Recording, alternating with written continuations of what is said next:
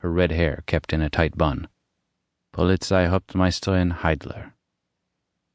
In London, Betty Heidler threw a distance that was to earn her a bronze medal, but the measuring system malfunctioned, so her achievement couldn't be determined right away.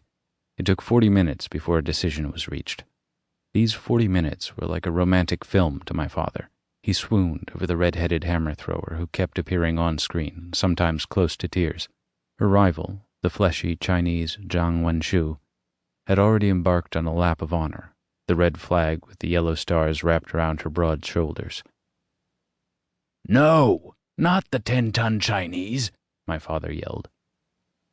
The Turkish commentator was a bit more nuanced about it, but he too was of the opinion that Betty Heidler, not Zhang Wenshu, deserved the bronze. Incidentally, the Chinese athlete really weighed only 249 pounds, but that was still a full 66 pounds more than the ginger hammer nymph.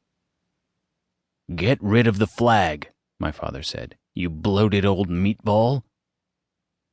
When Betty Heidler appeared on screen, "Don't cry, my little princess. Don't be sad, dear fleet-footed lady." It was an epitheton ornans he was using, unwittingly dug up from the past, going back 35 years to the time I went to grammar school and to everybody's shock started expressing myself in the colorful adjectives of the blind poet. According to my father, it sowed the seeds for the distance between me and the rest of my family, or as he likes to put it, "That's where it all went wrong." My epithets used to drive him mad. The long-maned girls I flirted with, the cloud-wrapped buildings my mother wasn't fond of, the wine-purple cherry ice cream he made. And now he had used one himself for his creamy-armed hammer-thrower. The broadcast switched to an advertisement for hairspray. A bride came into view sporting a hairdo that looked like it would stay in place for at least a week. "Betty, come back!"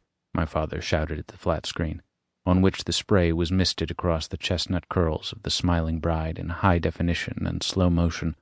His thumb moved of its own accord, the calloused old thumb, the thumb that for years had hooked itself around the metal handle of the spatolone, the large ladle with which the ice is scooped out of the cylinders of the cataprighe.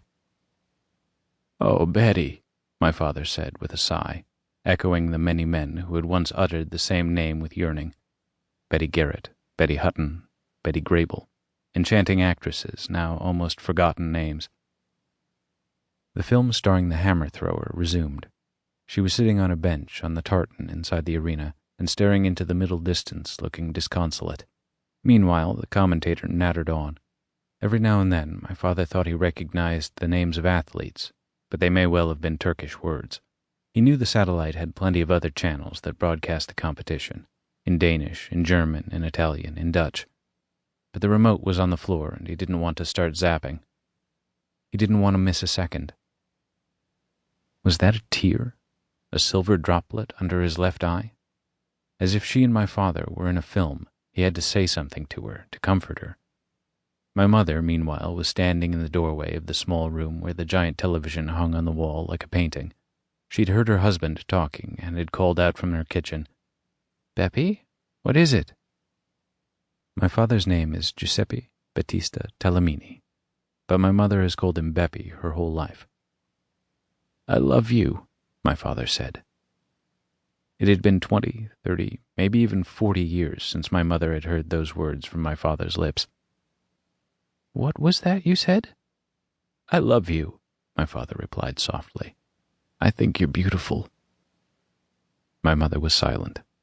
Betty Heidler still had tears in her eyes. "Your freckles, your powerful arms. I want to kiss your muscles." "What is it? Aren't you feeling well?" Then it slowly dawned on her. The first part of his answer was aimed at the screen, the second at his wife in the doorway. "You're the love of my life. Get lost!"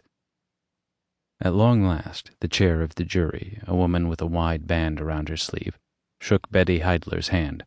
Slowly, like ice cream melting, a smile stole over the athlete's face. An embrace followed, but by the time that happened, my mother was already back in the kitchen, where a solitary pan of ground beef was simmering on the stove.